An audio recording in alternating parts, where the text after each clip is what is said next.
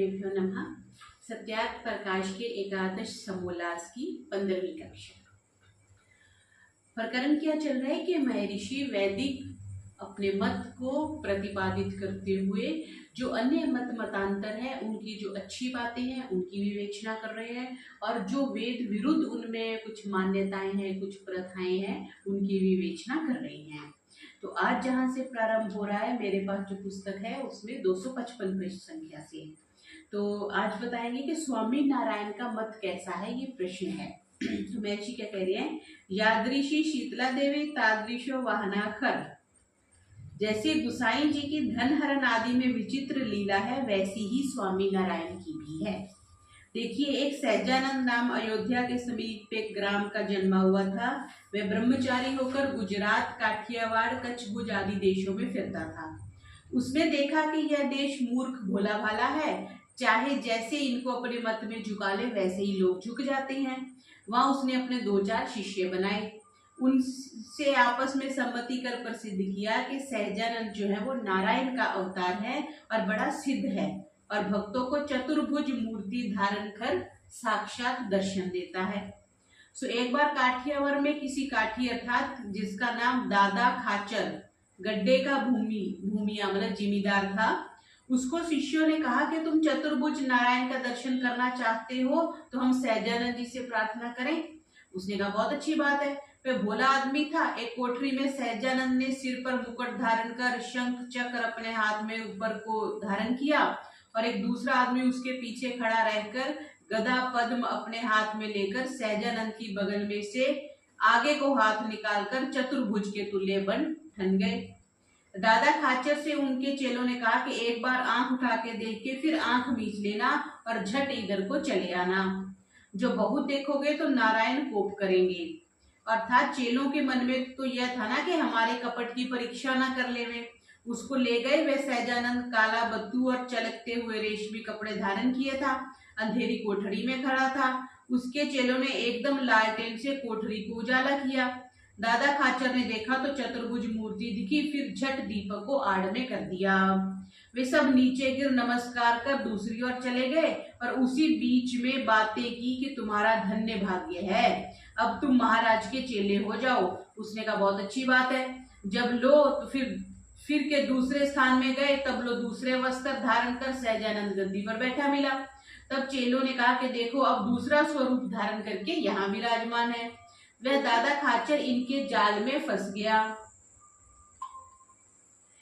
वहीं से उनके मत की जड़ जमी, क्योंकि वह एक बड़ा भूमिया था।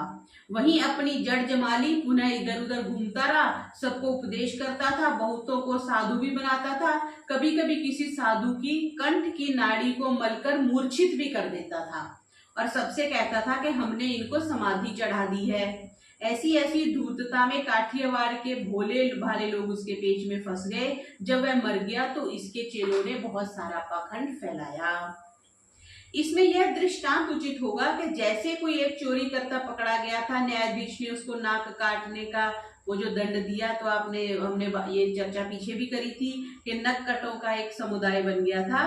तो वही बात कह रहे हैं कि तो नारायण दिखा, क्योंकि नाक कट गई तो नारायण दिख गए। तो उन्होंने कहा कि ऐसे इस तरह उसने भी समझा कि नाक की आड़ में नारायण छुपे हुए हैं, तो बहुत से सारे गांव वालों ने नाक कटवा दी, और सब वो इस तरह से एक दूसरे को कहने लगे कि अब तुम बताओगे नारायण के दर्शन नहीं हुए तो बेइज्जती होगी।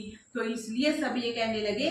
वैसा होते होते एक सहस्र मनुष्यों का झुंड हो गया और बड़ा कोलाहल मचा, और अपने संप्रदाय का नाम नारायण दर्शी रखा। तो किसी मूर्ख राजा ने सुना, उनको बुलाया। जब राजा उनके पास गया तो वे बहुत कुछ नाचने कूदने हंसने लगे। तब राजा ने पूछा ये क्या बात है? तो उन्होंने कहा कि साक्षात हमको नारायण दिखता है। तो राजा ने बोला हमको क्यों नहीं दिखता? तो राजा ने को कहा कि जब तक ये तुम्हारी नाक रहेगी तब तक तुम्हें नारायण के दर्शन नहीं होंगे। तो ज्योतिषी जी को बताया कि हाँ ठीक है, हम भी नाक कटवा लेंगे। तो ज्योतिषी जी ने कहा मुहूर्त देख के बताएंगे। फिर उन्होंने मुहूर्त देखा, और बस ऐसा जब राजा की इच्छा हुई तो सहस्र नक्तों के बीच सीधे बांध दिए। तब वे बड़े प्रसन्न होकर नाचने कूदने लगे। यह बात राजा के दीवान आदि कुछ कुछ बुद्धि वालों को अच्छी ना लगी कि नाक कटवाने से नारायण के दर्शन होंगे। तो राजा के एक 4 पीढ़ी का बूढ़ा 90 वर्ष का दीवान था। इसलिए कहते हैं बड़े बुजुर्ग घर में अवश्य होने चाहिए, क्योंकि उनका अनुभव बहुत बोलता है। उन्होंने हर चीज को देखा, परखा, जांचा होता है। हमने तो किताबों से पढ़ा होता है या सुना होता है या देखा होता है, लेकिन उनका अनुभव होता है। तो वो कहते हैं कि 90 साल का दीवान था, उसके पास जाकर उसके परपोते ने, जो कि उस समय दीवान था, वह बात सुनाई। तब उस वृद्ध ने कहा कि ये धूर्त हैं, तू मुझको राजा के पास ले चल। वह ले गया। बैठते समय राजा ने बड़ी हर्षित होकर नक्कटों की बात सुनाई। तो दीवान ने कहा कि सुनिए महाराज, ऐसी शीघ्रता नहीं करनी चाहिए, बिना परीक्षा किए पश्चाताप होता है। तो राजा बोलता है क्या ये 1000 लोग झूठ बोल रहे हैं? होता है ना, जो मेजोरिटी होती है, मेजोरिटी इज ऑलवेज ऑफ फूल्स। जो मूर्ख लोग हैं ना, उनकी मेजोरिटी बनती है। जो बुद्धिमान है तो वो बेचारा अकेला ही रहेगा। क्यों? क्योंकि 1000 मूर्खों को वो अपनी बात समझाना ही नहीं चाहता। उसको पता है कि पत्थर पे नाक रगड़ने से, पत्थर पे सिर मारने से कोई फायदा नहीं है, इसलिए वो शांत होकर बैठ जाता है। तो झुंड जो होता है, भीड़ जो होती है, हमेशा मूर्खों की होती है। तो वही कह रहे हैं कि क्या ये सहस्र पुरुष जो है वो झूठ बोलते होंगे? तो दीवान बोलते हैं झूठ बोले या सच, पर बिना परीक्षा किए सच झूठ हम कैसे समझ सकते हैं? तो परीक्षा कैसी करनी चाहिए? दीवान ने कहा विद्या, सृष्टि क्रम और प्रत्यक्ष आदि प्रमाण। हमने ये पीछे भी देखा था, किसी भी चर्चा की, किसी भी बात की परीक्षा करनी हो तो सृष्टि क्रम देखना चाहिए, वेदादि प्रमाण से विद्या देखनी चाहिए और प्रत्यक्ष आदि प्रमाणों से देखना चाहिए। तो राजा कह रहा है जो पढ़ा ना हो तो परीक्षा कैसे करे? तो दीवान ने कहा विद्वानों के संग से ज्ञान की वृद्धि करके, क्योंकि विद्वान ही बताएगा क्या सही है क्या गलत है। क्यों? जिसका कोई लाभ ना हो, क्योंकि जिसको तो कोई आपसे लाभ लेना है तो वो चुपड़ी चुपड़ी बातें करेगा। जैसे मैं अक्सर एक बात कहती हूँ कि जिसने आपको दक्षिणा दे दी ना, मेरे साथ भी अक्सर होता है, कोई ये बड़ी बात नहीं है, जिसने आपको 500 रुपए भी दक्षिणा दे दी ना, उसको आपको प्रणाम करना ही पड़ेगा। एक एक अंदर से आते हैं कि भाई इसने दक्षिणा दी है ना। तो जिससे हम कुछ लाभ लेते हैं ना, तो उसके प्रति तो झुकना पड़ेगा ही पड़ेगा। तो वही वो कह रहे हैं कि विद्वानों के संग से ज्ञान की वृद्धि, और अगर ज्ञान किसी से लेते हैं तो प्रणाम स्वतः होता है, उसमें एहसान नहीं लगता, उसमें ये लगता है कि हाँ हमने इनसे विद्या ग्रहण करी, इसका सम्मान करना चाहिए। तो कह रहे विद्वानों के संग से ज्ञान की वृद्धि करके परीक्षा करनी चाहिए। तो फिर कहते हैं जो विद्वान ना मिले तो, क्योंकि विद्वान तो दुर्लभ होते हैं, तो कहते हैं पुरुषार्थी को कोई बात दुर्लभ नहीं है, जिसने जो ढूंढना है, जहां ढूंढना उसको मिल जाना है। और हमने भी देखा है जीवन में जिस चीज के लिए हम प्रयास करते हैं वो भले ही थोड़ी कठिन लगे लेकिन मिल जाती है। तो कह रहे पुरुषार्थी के लिए कोई दुर्लभ नहीं। तो राजा बोलते हैं आप कहिए अब कैसे करें? तो दीवान कहते हैं कि मैं बूढ़ा घर पे बैठा रहता हूँ और थोड़े दिन जीऊंगा, 90 वर्ष का हो गया हूँ, तो पहले मैं परीक्षा करता हूँ, उसके बाद आपको जो उचित समझे वो करें, क्योंकि आप तो राजा हैं, आपने पूरी राज्य व्यवस्था देखनी है, अगर आप कुछ गड़बड़ करेंगे तो दिक्कत हो जाएगी। तो राजा बोलते ठीक है। तो दीवान के लिए मुहूर्त देखा, तो मुहूर्त निकाला गया। तो राजा ने कहा कि 2 सहस्र सेना भी लेके चलेंगे। जब दीवान की नक कटने की प्रथा थी कि सेना लेके चलेंगे। राजा बोलते सेना का क्या काम है? दीवान बोलते हैं आपको राज व्यवस्था की जानकारी नहीं है, आप सेना लेके चलिए। तो ठीक है, सेना लेके चले, वहां चले गए, चाकू वगैरह लेके दीवान जी की नाक काटी, उधर से खून बहने लगा, तो दीवान जी का मुख मलिन पड़ गया। फिर उस धूर्त ने दीवान जी के कान में, जिसने उनका नाक काटा था, कान में मंत्रोपदेश किया कि आप भी हंसकर सबसे कहिए कि मुझको नारायण दिखता है। अब नाक कटी हुई तो आवेगी नहीं, और जो आप ना कहोगे तो बड़ी ठट्ठी होगी, इसलिए आपको हंसी करेंगे लोग, इसलिए आपको ये कह देना चाहिए। तो दीवान जी ने राजा के कान में कहा, उसे दीवान ने सही बात बता दी कि भाई कुछ नहीं दिख रहा, ये तो धूर्तों ने सहस्त्र मनुष्यों को भ्रष्ट किया है। और राजा ने जब ऐसा कहा तो बातें सुनी तो सब लोग भागने लगे, परंतु चारों ओर फौज थी, फौज ने उनको पकड़ लिया और जो दंड देना था उनको दंड दिया। जब ऐसा हुआ तो नक कटे का जो संप्रदाय है वो बंद हुआ, नहीं तो सारे ही नक कटे हो जाते। अब वो सोचने समझने की बात है, अगर नाक काटने से ही भगवान जी मिलते होते तो भगवान जी नाक काट बनाते ही क्यों? या वो नाक बनाते ही ना सिर्फ 2 होल बना देते जिनमें से श्वास अंदर चली जाती। तो परमात्मा के सृष्टि क्रम को, परमात्मा के ज्ञान पे हम क्वेश्चन नहीं कर सकते, ये तो साधारण सी बात है। अगर नाक बाधित लगता होता तो भगवान नाक बनाते ही ना, सिर्फ दो और बना देते। परमात्मा ने नाक बनाई है और ये कहीं भी प्रमाणिक नहीं है कि नाक का जिसको हम पंजाबी में कहते हैं कि ओला होने से परमात्मा दिखता नहीं है, ऐसी कोई बात नहीं है। तो कह रहे इस प्रकार सब वेद विरोधी दूसरों का धन हरने में बड़े चतुर हैं। यह संप्रदायों की लीला है, हर एक संप्रदाय की कुछ ना कुछ लीला है। मैं भी कई जगह पे चली जाती हूँ, कई जगह क्या जहां मुझे पता चलता है कि भीड़ है वहां जाके जरूर देखती हूँ। अभी पिछले दिनों भी एक जगह हम गए, लाखों में 2.5 लाख लोग सत्संग में बैठे हुए थे और सत्संग में क्या था, सिर्फ एक वीडियो चली और सब लोग प्रणाम करके आ गए और दूर दूर से आए हुए थे पूरे भारत से। तो क्या चीज मिल रही है हमें, लोगों को लगता है बस गुरुजी के दर्शन हो गए तो हमारा जीवन सफल हो जाएगा। तो ये लोगों को बुद्धि होनी चाहिए। और दूसरी बात जो मैं अभी तक ये समझ पाई हूं कि बुद्धि हर एक के भाग्य में नहीं होती, धन हर एक के भाग्य में है। चाहे थोड़ा चाहे बहुत, मजदूर भी शाम को 700-800 हजार कमा के घर घुसता है, नौकरी पेशा के भी पैसे आते ही आते हैं, सब्जी वाला भी 500 हजार कमा के घुसता है। लेकिन बुद्धि हर एक के पास नहीं है और ज्ञान हर एक के पास नहीं है। तो परमात्मा का जब भी आप पढ़ने बैठे, जब भी आपको कोई ज्ञान मिले, तो आप ये परमात्मा का धन्यवाद करिए कि आपकी सात्विक बुद्धि है, कि आपको ज्ञान मिल रहा है और आप ज्ञान को हजम कर पा रहे हैं। बहुत से लोगों को पहली बात तो ज्ञान मिलता ही नहीं है, ज्ञान मिल जाए तो वो डाइजेस्ट नहीं होता है, डाइजेस्ट हो जाए तो बुद्धि में नहीं घुसता है। और हम कितने सौभाग्यशाली हैं कि हमें ज्ञान भी मिलता है। महर्षि ने सत्यार्थ प्रकाश रूपी दिया, हमें आर्य समाज दिया, वेद धर्म के बारे में बताया, वो बुद्धि में भी जा रहा है और हम उसको डाइजेस्ट भी कर पा रहे हैं। तो कह रहे कि इस प्रकार सब वेद विरोधी दूसरों का धन हरने में बड़े चतुर हैं। यह संप्रदायों की लीला है। ये स्वामी नारायण मत वाले धन हरे छल कपट युक्त काम करते हैं। कितने ही मूर्खों को बहकाने के लिए मरते समय कहते हैं कि सफेद घोड़े पर बैठ सहजानंद जी मुक्ति को जाने के लिए आए हैं और नित्य इस मंदिर में एक बार आया करते हैं। तो बस इस तरह से इन्होंने महर्षि ने इनकी व्याख्या कर दी कि जो विमान जो गद्दी पे बैठते हैं फिर वो इस परंपरा को आगे चलाते जाते हैं। और जो कोई साधु बीमार पड़ता है, जिसके बचने की आशा नहीं होती, तो तब वो कह देता है कि मैं कल रात को बैकुंठ में जाऊंगा। सुना है उस रात में जो उसके प्राण ना छूटे, मूर्छित हो गया हो, तो भी कुएं में फेंक देते हैं, क्योंकि जो उस रात को ना फेंक दे झूठे पड़े, इसलिए ऐसे काम करते होंगे।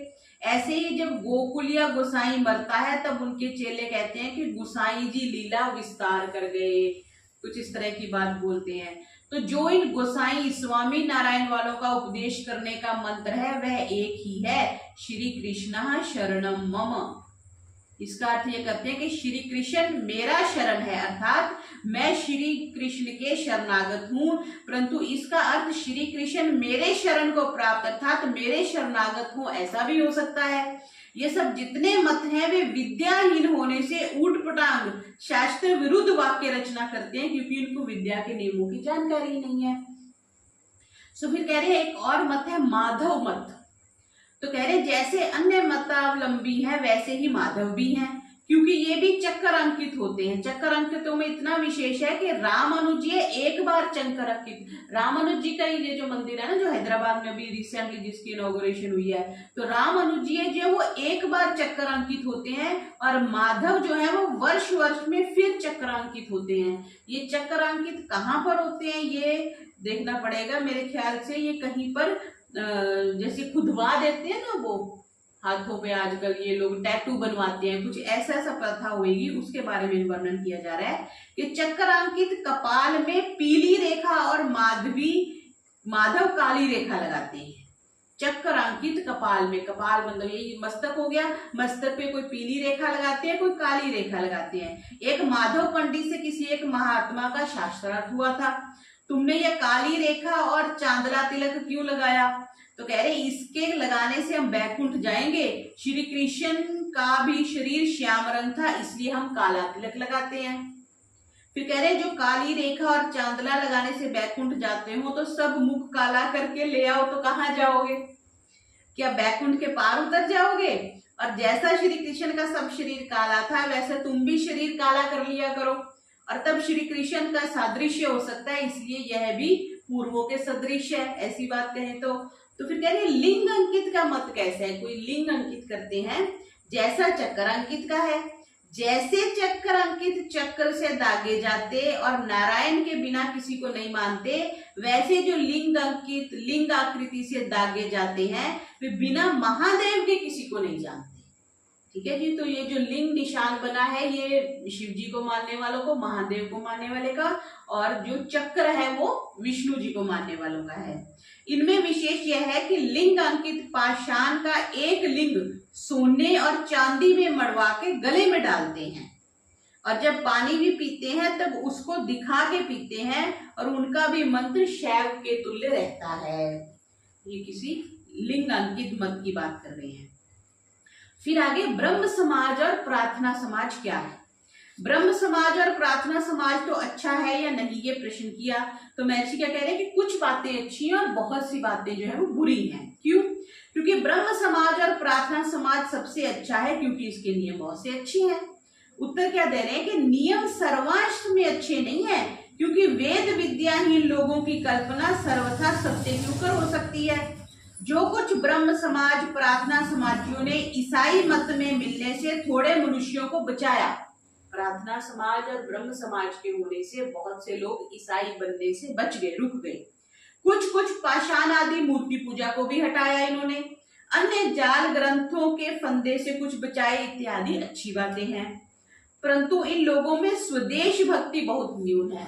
और यहाँ पे ये बात समझने की है कि जो 80 to 90% जो स्वतंत्रता सेनानी थे वो आर्य समाजी थे, क्योंकि जब 1857 का स्वतंत्रता संग्राम हुआ था उस काल में महर्षि की कोई गाथा, कोई प्रवचन, कोई इनकी यात्राओं के बारे में खबर नहीं मिलती है। तो उस समय महर्षि ने, जिसको कहते हैं कि गुप्त तरीके से क्रांतिकारियों को संगठित किया, और ये जो संग्राम हुआ था उनमें उन्होंने अहम भूमिका निभाई थी। और 80 से 90% जो स्वतंत्रता सेनानी थे वो आर्य समाजी थे। और स्वदेशी जो है वो सबसे पहले स्वदेश का जो नारा था वो महर्षि दयानंद सरस्वती जी ने ही दिया था। बाद में ये दूसरों ने, बाल गंगाधर तिलक जी ने दिया था, स्वतंत्रता मेरा जन्म सिद्ध अधिकार है। बाल गंगाधर तिलक जी ने फिर ये नारा दिया था। क्योंकि जो नेता होता है हर एक उस दृष्टि से नहीं चलता। अब महर्षि क्या थे, महर्षि सारे एस्पेक्ट भी देख रहे थे, लेकिन अबावाल वो योगी थे, अबावाल वो धार्मिक थे, उनको ये वो कार्य महत्वपूर्ण था। स्वदेशी उन्होंने जैसे दूसरों को लीडर बना दिया कि हाँ मैं आपको गाइड करता हूँ, आप तुम आगे चलो। इस तरह से महर्षि ने स्वतंत्रता सेनानियों को संगठित किया। और यहाँ पे महर्षि कह रहे हैं इन लोगों में स्वदेश भक्ति बहुत न्यून है। ईसाइयों के आचरण बहुत से ले लिए हैं, खान पान विवाह आदि के नियम भी बदल दिए हैं। फिर अपने देश की प्रशंसा और पूर्वजों की बड़ाई करनी तो दूर रही, उसके स्थान में पेट भर निंदा करते हैं। व्याख्यानों में ईसाई आदि अंग्रेजों की प्रशंसा भरपेट करते हैं। ब्रह्म आदि महर्षियों का नाम भी नहीं लेते, प्रत्युत ऐसा कहते हैं कि बिना अंग्रेजों के सृष्टि में आज पर्यंत कोई भी विद्वान नहीं हुआ। आर्यव्रती लोग सदा से मूर्ख चले आए हैं, इनकी उन्नति कभी नहीं हुई, ऐसी ही अपनी बातें करते हैं। फिर तीसरा पॉइंट क्या कह रहे हैं, वेद आदिकों की प्रतिष्ठा तो दूर रही, परंतु निंदा करने से भी ये पृथक नहीं रहते, अलग नहीं होते। ब्रह्म समाज के उद्देश्य के पुस्तक में साधुओं की संख्या में ईसा, मूसा, मोहम्मद, नानक और चैतन्य लिखी हैं, किसी ऋषि महर्षि का नाम नहीं लिखा। अब देखो महर्षि ने उनके ग्रंथ भी पढ़े हैं, उनके बारे में भी ये बता रहे हैं। तो इससे जाना जाता है कि इन लोगों ने जिनका नाम लिखा उन्हीं के मत अनुसार ही मत वाले हैं। भला जब आर्यव्रत में उत्पन्न हुए हैं और इसी देश का अन्न जल खाया है, अब भी खाते पीते हैं, तो अपने माता पिता पितामह आदि के मार्ग को छोड़कर दूसरे विदेशी मतों पर अधिक झुक जाना, ब्रह्म समाजी प्रार्थना समाजियों का एतद देशस्थ संस्कृत विद्या से रहित अपने को विद्वान प्रकाशित करना, इंग्लिश भाषा पढ़ के पंडित अभिमानी होकर छठी एक मत चलाने में प्रवृत्त होना, मनुष्यों का स्थिर और वृद्धि कारक काम क्यों कर हो सकता है। अपनी संस्कृति को छोड़ के, अपनी वेद विद्या को छोड़ के, अपने ऋषियों मुनियों को छोड़ करके, अपने पूर्वजों की प्रथाओं को छोड़ करके दूसरे देश के मत संप्रदायों को फॉलो करना ये काम है, तो ये स्वीकार्य नहीं है। फिर चौथा कह रही है, अंग्रेज यवन अंत्यजाति से भी खाने पीने का भेद नहीं रखा। इन्होंने यही समझा होगा कि खाने पीने और जाति भेद तोड़ने से हम और हमारा देश सुधर जाएगा, परंतु ऐसी बातों से सुधार कहाँ है, उल्टा बिगाड़ होता है। और यही कारण है खान पान में जब हमारा व्यवधान है। अब देखो खान पान में व्यवधान से कैसे होता है, अगर हम खाते हैं तो दूसरे का रहन सहन, अभी जैसे सपोज हम आजकल देख रहे हैं कि ये जो जिहाद चल रहा है ये खान पान में चल रहा है, खान पान में मिलावट कर रहे हैं, कुछ थूक डाल के दे रहे हैं, कुछ और गंदे इंजेक्शन लगा के दे रहे हैं। तो जिसकी जैसी बुद्धि है वो वैसा काम कर रहा है। जैसे कुछ अगर ज्यादा कुछ पॉइजनस पदार्थ मिला रहे हैं या कुछ केमिकल्स मिला रहे हैं, उनकी बुद्धि किस पे चल रही है कि मेरा लाभ होना चाहिए, मेरा स्वार्थ है, मेरा बिजनेस ज्यादा चलना चाहिए, मुझे धन ज्यादा चलना चाहिए। तो उसका स्वार्थ जो है वो परमार्थ से बढ़ गया, उसके लिए स्वार्थ इतना बड़ा हो गया कि देश के हित से भी बढ़ गया, अपनी प्रजाओं से भी बढ़ गया, जाति से धर्म से बढ़ गया। इसके कारण क्या है कि जाति का और देश का और धर्म का नुकसान होता है। वही महर्षि कह रहे हैं कि खान पान का विशेष ध्यान रखना चाहिए। हम बाहर जाके गोलगप्पे खा रहे हैं, उसने कहाँ से पानी लिया,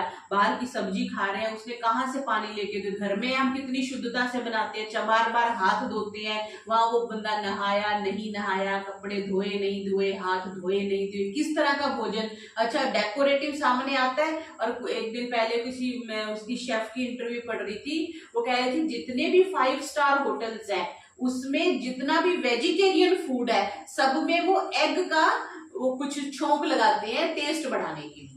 अब बताओ जो वेजिटेरियन, हम वहां पे लिखा हुआ 100% वेजिटेरियन सोच के हम घुस रहे हैं और वहां पे हमें वो नॉन वेज अंडा खिला रहे हैं। तो खान पान के लिए महर्षि ने देखो कितने वर्ष पहले लिख दिया कि खान पान का अपना ध्यान रखना चाहिए। यही खाने पाने और जाति भेद तोड़ने से ये नहीं है कि हमारी उन्नति होती है, लेकिन हमने ये भेद अगर तोड़ दिए तो हमारा हानि होती है। और आज हानि प्रत्यक्ष है, हमें बताने की जरूरत नहीं है। कितने बच्चे बीमार हो रहे हैं ये नूडल्स खा करके और कितने अन्य पदार्थ ये फास्ट फूड आदि खा करके। फिर कह रहे हैं कि जाति भेद जो है वो ईश्वरकृत है या मनुष्यकृत है। तो महर्षि कह रहे हैं ईश्वरकृत और मनुष्यकृत भी जाति भेद है, दोनों प्रकार से जाति भेद है। कौन से ईश्वरकृत और कौन से मनुष्यकृत? मनुष्य, पशु, पक्षी, वृक्ष, जल जंतु आदि जो जातियां हैं ये परमेश्वरकृत है। परमेश्वर ने किसी को कुत्ता बनाया, किसी को बिल्ली बनाया, किसी को आदमी बनाया, किसी को पक्षी बनाया। जैसे पशु में गो, अश्व, हस्ती आदि जातियां हैं, और फिर जल जंतुओं में मत्स्य हो गया, मकर आदि जाति भेद है। वैसे मनुष्यों में ब्राह्मण, क्षत्रिय, वैश्य, शूद्र, अंत्यज जाति भेद जो है वो ईश्वरकृत है। अब परमात्मा ने पैदा किया ना, अब हमें ब्राह्मण में पैदा किया तो हम ब्राह्मण है, शूद्र में पैदा किया तो शूद्र है, वैश्य में तो वैश्य। वैसे हमारे संस्कार रहे होंगे, वैसे हमारे कर्म रहे होंगे, इसलिए वैसे ही माता पिता मिले वैसा ही। अब जिस घर में बचपन से ही नॉनवेज चल रहा है और वो प्याज लहसुन चल रहा है तो वो चलेगा ना, अनटिल एंड अनलेस उस बच्चे को कोई बताए, उसको समझ में आए या उसकी इतनी ज्यादा धर्म में प्रवृत्ति हो जाए तब वो इन चीजों को छोड़ सकता है। अदरवाइज हमारे घरों में जो चलता है वो परंपरा से चलता ही रहता है। हमारी नानी ये करती थी, हमारी दादी ये करती थी, हम भी वही कर रहे हैं।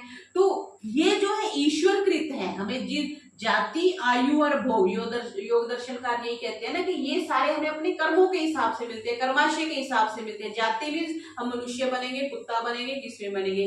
आयु भी अब हम कुत्ते में है तो 10 साल जिएंगे, 15 साल जिएंगे, मनुष्य है तो 60-70 साल भी जी लेंगे। और भोग जितने मिलने हैं हमें, भोग किस तरह के मिलने हैं, किस परिवार में जन्म लेना है, वो हमें अपने कर्माशय से मिलता है। तो कहने परंतु मनुष्यों में ब्राह्मण आदि को सामान्य जाति में नहीं किंतु सामान्य विशेषात्मक जाति में मानते हैं। विशेष मीन्स जैसे सारे मनुष्य सामान्य जाति है और ब्राह्मण उसमें विशेष हो गए, ऐसा कह सकते हैं। जैसे पूर्व वर्ण आश्रम व्यवस्था में लिखा है वैसे गुण कर्म स्वभाव से वर्ण अवस्था मानी अवश्य है। तो गुण कर्म स्वभाव पे महर्षि बार बार जोर देते हैं। इसमें मनुष्य कृतत्व उनके गुण कर्म स्वभाव से पूर्वोक्त ब्राह्मण, क्षत्रिय, वैश्य, शूद्र आदि वर्णों की परीक्षा पूर्वक व्यवस्था करनी राजा और विद्वानों का काम है। जब गुरुकुल में ब्रह्मचारी जाते हैं तो गुरुकुल के आचार्य डिसाइड करते हैं ना कि ये शूद्र, इसका जो बुद्धि का स्तर है वो शूद्र के लेवल का है, ये वैश्यों का काम कर सकता है या ये क्षत्रिय का काम कर सकता है, ये पठन पाठन में गुरुकुल में रह के गुरुकुल बना सकता है या ब्राह्मण बन सकता है। फिर भोजन भेद भी ईश्वर कृत, देखो कितना स्पष्ट लिख दिया, भोजन भेद भी ईश्वरकृत और मनुष्यकृत है। जैसे सिंह जो है वो मांसाहारी है, मनुष्य तो मांसाहारी नहीं है लेकिन मनुष्य मांस खाते हैं, नॉन वेज खाते हैं। अरना भैंसा जो है वो घास आदि आहार करते हैं, गाय घास खाती है, हाथी घास खाता है कितना बलवान है, घोड़ा घास खाता है घोड़ा कितना बलवान है। लेकिन हम कहते हैं कि नहीं जी, नॉनवेज में ही जो प्रोटीन मिलेगा और ताकत मिलेगी। यह ईश्वरकृत और देश काल वस्तु भेद से भोजन भेद जो है वो मनुष्यकृत है। किससे? देश काल और वस्तु भेद से। देश में, जैसे अब सर्दी वाले देश में जाएंगे तो हमें गर्म पदार्थ लेने पड़ेंगे, ठीक है। काल, सर्दियों में हम गर्म पदार्थ लेते हैं और गर्मियों में ठंडे लेते हैं।